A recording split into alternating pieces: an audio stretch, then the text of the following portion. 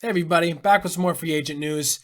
It's been a little while because the offseason's been slow, but we finally got something. Eugenio Suarez, who is seen as one of the biggest and best power bats that was available on the market all offseason, just signed a 1-year, $15 million deal with the Reds with a $16 million mutual option for 2027. This is one of the weirder deals I've seen over this offseason. And in my opinion, it really fundamentally shows how much teams have changed their perspective on raw totals versus advanced ones. Take a look at what he did last year. 49 home runs, 118 RBIs, a decent 91 runs scored, a 126 OPS plus, which is a semi-advanced number, but it's still one that teams used to look at a little bit more. I feel like in the last 5 years, 824 OPS. These are all very solid. When it comes to home runs, this is downright elite. I mean, the RBIs, downright elite, right? 3.6 WAR, pretty decent. It's these numbers right here that I think have heavily limited him in a way that is notable. So if you look here, the expected slug, really good, 463. However, 526 for his actual, meaning he probably got a little bit lucky. His barrel percent and hard hit percent, very high. But nothing else really stands out for you, including bat speed, which generally is a pretty decent predictor of future power potential. Because his isn't elite, I think teams are a little scared by that. And his whiff and K percent. Those numbers are kind of a little concerning, I think, for a lot of teams, right? I mean, and you can see as well, last year he had some progress in this front, dropped back to kind of what he had been the couple of years before.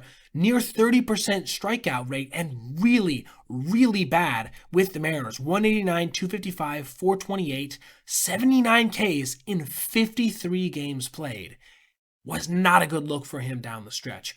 He slots in now as the DH for the Reds. I really like this for them because it pushes Spencer Steer into a utility role, which I think he probably will operate better in this year. Moving all around the field might help with just overall some consistency in their roster. Anybody needs a day off, he pops right in there. Might help him bounce back as well. And then for the Reds, Suarez, he's just going to rip up that ballpark like he did during his first stint with them, his first 7 years where he had 189 home runs in that time frame, 12.8 WAR, not outstanding, but pretty decent.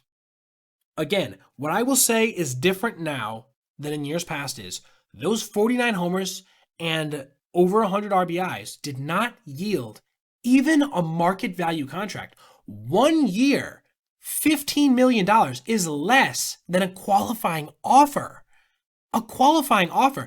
That to me is crazy. I did not think there was any way he was going to get less than maybe a 2 to 3 year deal with 25 to 30 AAV.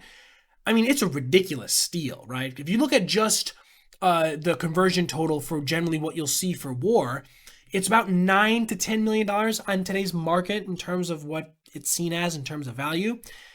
3.6 would be, roughly around $25 to $30 million of excess value. He got half of that in a contract. Teams are now valuing this advanced data more than they ever have. The swing and miss, the chase rates, the lack of walking, even the numbers like squared up and sweet spot, which do have some correlation with predicting future power. And they also are more and more valuing advanced defense. He's not a good defender. He's not a good base runner.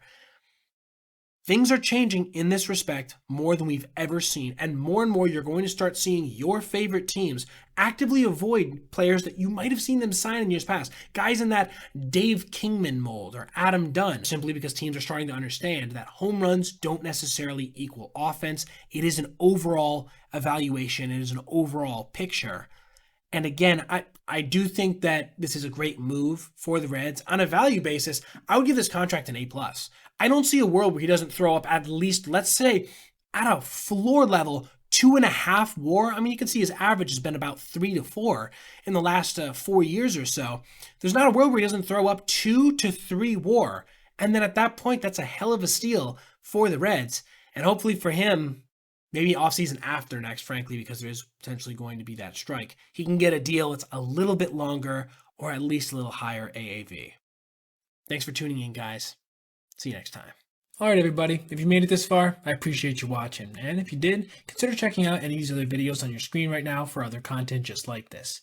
Also, if you ever see anything you'd like to see me detail in a video, feel free to reach out to my email, basebpoet@gmail.com, and if I end up using your idea, I'll give you a shout out. Thanks for watching. Have a great rest of your day.